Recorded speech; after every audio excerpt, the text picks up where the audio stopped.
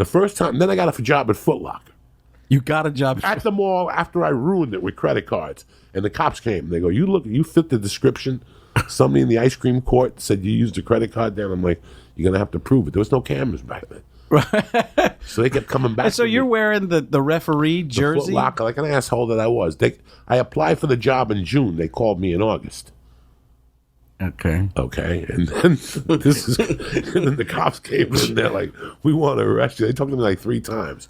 And they wanted me to cop to it, and I wouldn't cop to it. So in 2 months, you destroyed the mall. That's it. 2 months, I destroyed that fucking mall. And then I went back for more.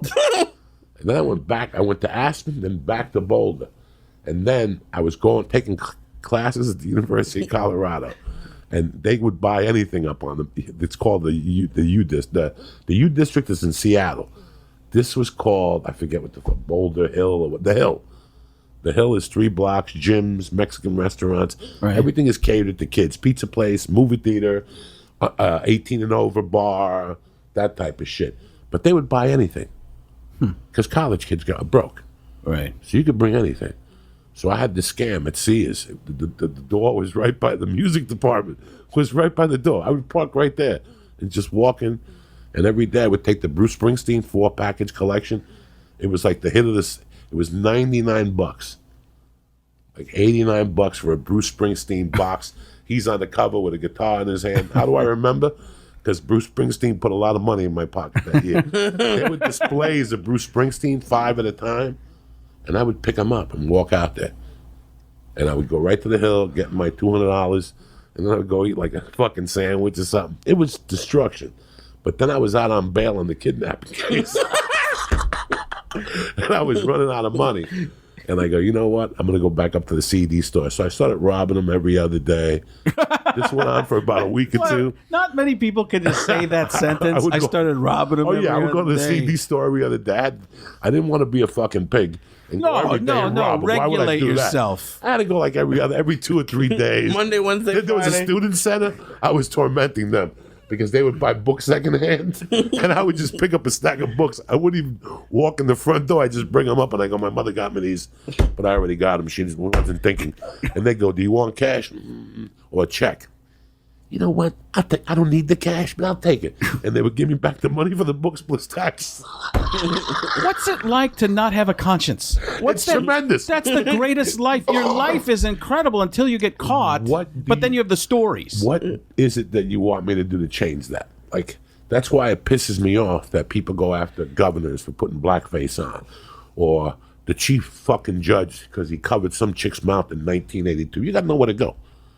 So if he would have came out and said, yeah, in 1982 I choked the girl at a party, he would have he wouldn't have had to deal with that. I don't know if it works in politics the same way. Yes, it does. It does. Because it works in life that way. If you don't say it, if I get it out first, you got nowhere to go. That helps. That can help. You got nowhere to go. 8 Mile. When he goes, what are you gonna do when he goose on you about the girl?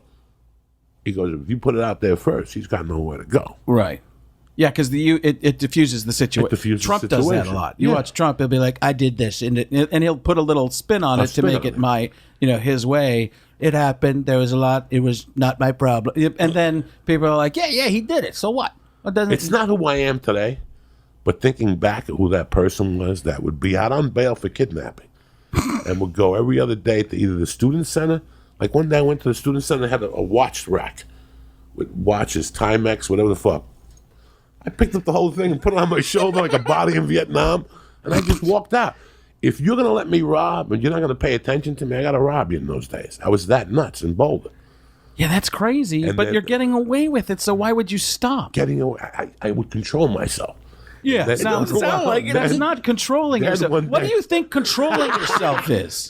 Dog, I would rob 24/7 I remember when double espresso machines came out in '95. I was a struggling comic. I don't even hold on. Let me digest this. Because you're going into stories about stealing 24/7, and then I remember when double espressos came out. Because I had control before I got arrested. And went to prison, I had no control. Like, that's when I got caught. So I'm out on bail for the kidnapping. I get caught with like 85 fucking CDs, and they chase me. Like a little black guy in a golf cart and a little white skinny guy. Like, come back. And I'm running, throwing CDs back at me and shit, trying to throw them off. Like you're a superhero? Oh, my God. And they got me. The cops finally got me. and I gave him a fake name. They arrested me, and I processed. Now, I had just been in there for a month waiting to get bail.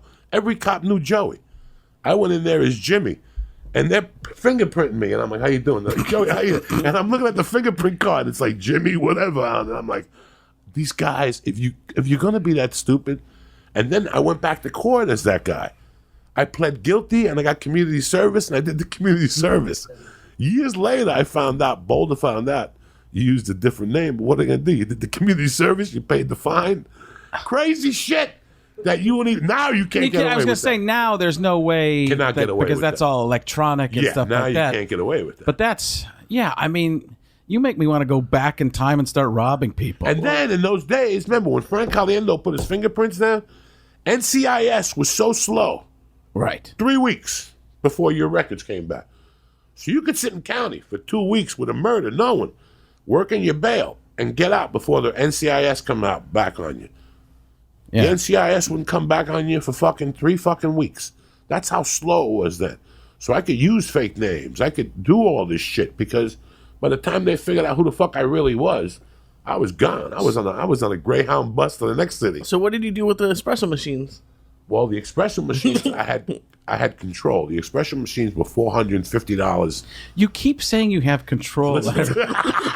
I mean, is this you telling us, or are you trying to convince yourself? Me, I don't give a fuck. It was 25 years ago. Yeah, well, right. No, yeah. It was 25 years ago. I was 95. I forgot the double espresso machines are how this story started. It was $450 for an espresso, coffee, cappuccino machine. All these assholes on sale for $350. I'm walking into those stores, just picking up the thing.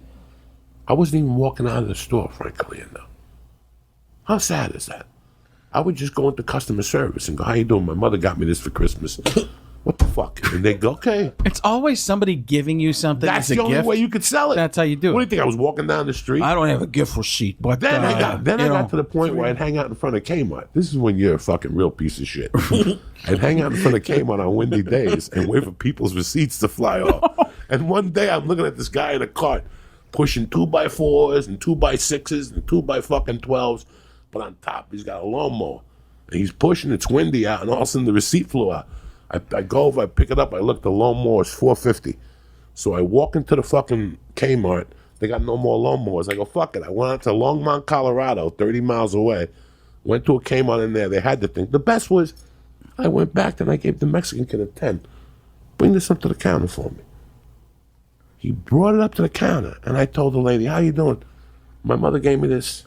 It's the wrong one. This time I had a receipt. This time they had nowhere to go. He just, no, I'm telling you, I bought the, why don't you go back to Boulder? I go, I didn't want to drive. I live here.